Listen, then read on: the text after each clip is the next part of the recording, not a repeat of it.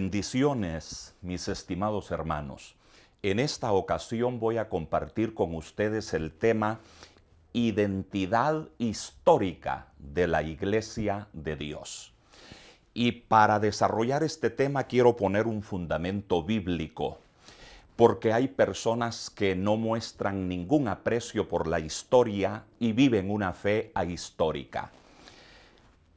El fundamento bíblico lo encontramos en el Evangelio según San Lucas, en el capítulo 1, del verso 1 al 4, donde el evangelista, en la introducción o presentación del Evangelio, dice las siguientes palabras: puesto que ya muchos han tratado de poner en orden la historia de las cosas que entre nosotros han sido ciertísimas, tal como nos lo enseñaron los que desde el principio lo vieron con sus ojos y fueron ministros de la palabra, me ha parecido también a mí, después de haber investigado con diligencia todas las cosas desde su origen, escribírtelas por orden, oh excelentísimo Teófilo, para que conozcas bien la verdad de las cosas en las cuales has sido instruido. Bien, mis queridos hermanos, la fe cristiana y la iglesia cristiana no se desarrollan en el vacío, sino en un contexto histórico, es decir, en un lugar, un tiempo y unos personajes específicos. San Lucas, al escribir el Evangelio, tenía claro que estaba escribiendo la historia de los hechos que Dios ha llevado a cabo entre nosotros, como lo dice la versión Dios habla hoy. La fuente primaria de esta historia son los apóstoles de Jesucristo, tal como nos lo enseñaron los que desde el principio lo vieron con sus ojos y fueron ministros de la palabra, dice el versículo 2. La narrativa de esta historia tiene dos elementos importantes. El primero, una investigación diligente, y el segundo elemento, un escrito ordenado. Aquí encontramos la transición de la historia oral a la historia escrita. Ahora bien, ¿cuál es el propósito de la historia según San Lucas? El propósito es pedagógico y apologético. Para que conozcas bien la verdad de las cosas en las cuales has sido instruido, dice el verso 4. La versión Dios habla hoy dice, para que conozcas bien la verdad de lo que te han enseñado. Así que el conocimiento histórico, mis amados hermanos, es importante para conocer bien la verdad y de esa manera cimentar nuestra identidad. Pasemos ahora a la historia de nuestra amada Iglesia de Dios. La Iglesia de Dios data su origen desde el día jueves 19 de agosto de 1886. Se lo repito, jueves 19 de agosto de 1886. Cuando un grupo de 8 hermanos, liderados por Richard Spurling, ministro bautista, inconformes, ponga atención a esta palabra, inconformes con la frialdad y mundanalidad de la iglesia, decidieron unirse para estudiar la Biblia, orar, vivir en santidad y experimentar el evangelio de poder.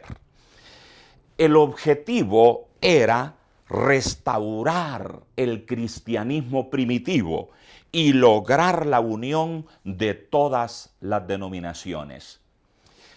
Este fue un verdadero movimiento de reforma que ocurrió en el condado Monroe, Tennessee, cerca de la frontera con Carolina del Norte.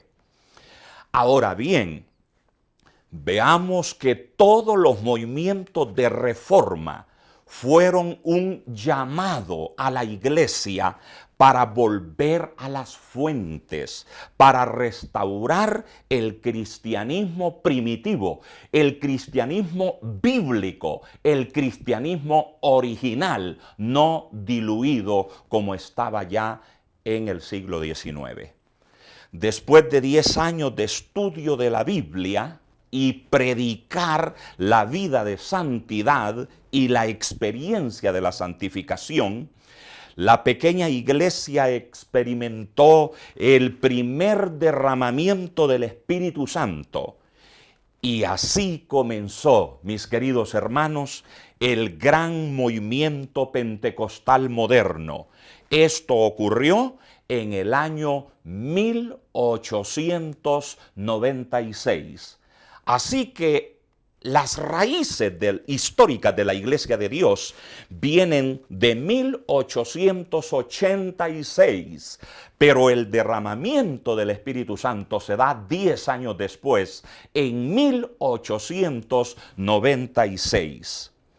La Iglesia de Dios es la primera iglesia pentecostal de la época moderna. 10 años después, sabemos que se dio el gran avivamiento de la calle Azusa en California, pero esto ocurrió en 1906, 10 años después que se había dado el derramamiento del Espíritu Santo en el condado Monroe, Tennessee. Bien, mis queridos hermanos, el primer nombre que le dieron a la naciente iglesia, la Iglesia de Dios, como la conocemos hoy, fue Unión Cristiana. Y esto ocurrió en el mismo año 1886, porque recordémonos que tenían como propósito restaurar el cristianismo primitivo y lograr la unión de las iglesias cristianas. Y por eso fue que el primer nombre de nuestra iglesia fue Unión Cristiana. De esto data de 1886. En 1902 le cambiaron el nombre a Iglesia de la Santidad por la influencia de los movimientos de santidad de la Iglesia Metodista. Pero finalmente, en 1907, y este es un año importante, en 1907 le cambiaron el nombre a Iglesia de Dios. Ese ha sido el nombre de nuestra amada iglesia por 111 años. 111 años. Gloria al Señor por ello. La historia de la Iglesia de Dios, hermanos, aquí en Guatemala, es igualmente maravillosa. En el año 1916, vinieron dos jóvenes misioneros de la Iglesia Metodista, los hermanos Carlos Furman y Tomás Pulling. Llegaron por barco a Puerto Barrios y de allí viajaron a Totonicapán para predicar el Evangelio con especial énfasis en la doctrina de la entera santificación, que es la doctrina distintiva del movimiento metodista. Por 16 años estos misioneros se dedicaron a la enseñanza del cristianismo bíblico, de modo que en el corazón de los hermanos comenzó a arder el deseo de vivir el cristianismo primitivo, así como lo vivieron los apóstoles de Jesucristo y los primeros cristianos, según se registra en el libro de los Hechos. El día miércoles 13 de abril de 1932, 13 de abril de 1932, la pequeña iglesia que había estado orando y anhelando la llenura del Espíritu Santo, recibió la respuesta del Señor. el Espíritu Santo se derramó y los hermanos fueron bautizados. Esto ocurrió en la ciudad prócer de Totonicapán, en el occidente de Guatemala. Este derramamiento del Espíritu Santo dio origen a la Iglesia de Dios en Guatemala. Pues 2 años después, en 1934, el hermano J.H. Ingram, misionero de la Iglesia de Dios, vino a Guatemala y le dio cobertura al naciente movimiento pentecostal, porque la Iglesia metodista se negó a reconocerlo. Así que nos sentimos, hermanos, dichosos de pertenecer a la primera iglesia pentecostal de Guatemala. Damos gracias a Dios por todas las iglesias evangélicas, pero es motivo de gozo y también de gran responsabilidad pertenecer a la primera iglesia pentecostal del país. El crecimiento de la iglesia ha hecho necesario una organización dinámica. Fue así que se organizó en primer lugar el territorio occidente, con sede en la ciudad de Quetzaltenango. Luego se organizó el territorio norte, con sede en Santa Cruz del Quiché.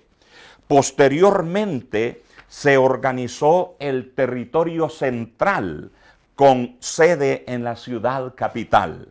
Y así sucesivamente se organizó el territorio noroeste, con sede en Huehuetenango, el territorio sur, con sede en San Martín, Zapotitlán, Retaluleu, el territorio norte central, con sede en la ciudad de Cobán, Alta Verapaz, el territorio noreste, con sede en Gualán, Zacapa, el territorio Petén, con sede en San Benito, Petén, el territorio oriente, con sede en Ipala, Chiquimula, el territorio sur-occidente, con sede en Malacatán, San Marcos, y el 13 de abril de este año 2018 se organizará el territorio Ixcán, con sede en Playa Grande, Ixcán, para la gloria y la honra de nuestro Señor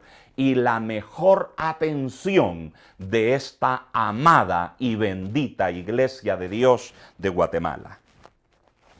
Con todo mi corazón invito a la Iglesia de Dios de Guatemala para que cada año en el mes de abril dediquemos un tiempo para celebrar nuestra historia, nuestro aniversario y por sobre todo celebremos nuestra bendita herencia e identidad pentecostal.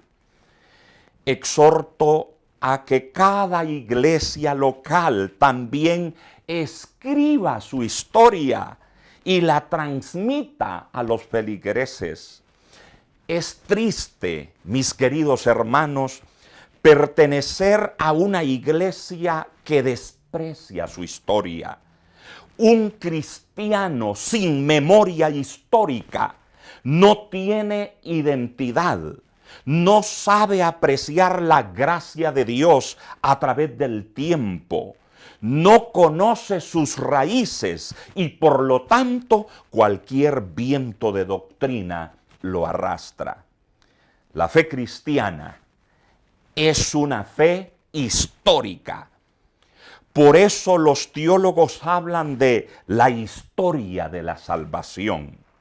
Nuestro mejor ejemplo, mis amados hermanos, es el pueblo de Israel. Un pueblo con fuerte identidad que conoce su origen y su historia. Nosotros no somos ni podríamos ser una iglesia ahistórica. Somos una iglesia que nació en un contexto con unos protagonistas que Dios en su soberana voluntad decidió usar y con unas condiciones muy propias. Conocer esta historia es fundamental para que nosotros tengamos una saludable identidad, para que sepamos quiénes somos, de dónde el Señor nos ha traído, dónde estamos ahora, y que con base a este conocimiento y discernimiento espiritual, nosotros intuyamos hacia dónde el Señor nos quiere llevar para el futuro. Que Dios les bendiga. Apreciemos nuestra historia y afirmemos nuestra identidad.